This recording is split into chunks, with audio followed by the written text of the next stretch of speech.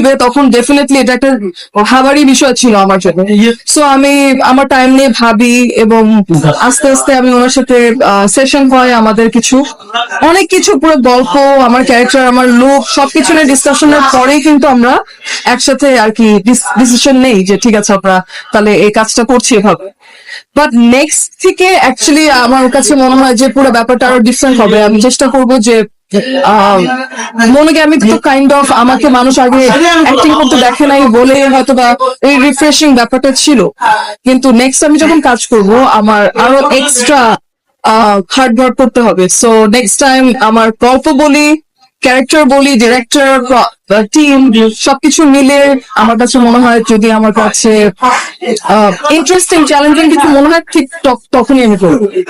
কিভাবে ব্যাখ্যা করবো? খুবই স্ট্রেট ফরওয়ার্ড, অনেস্ট এবং কাজের প্রতি খুবই অনেস্ট একজন মানুষ।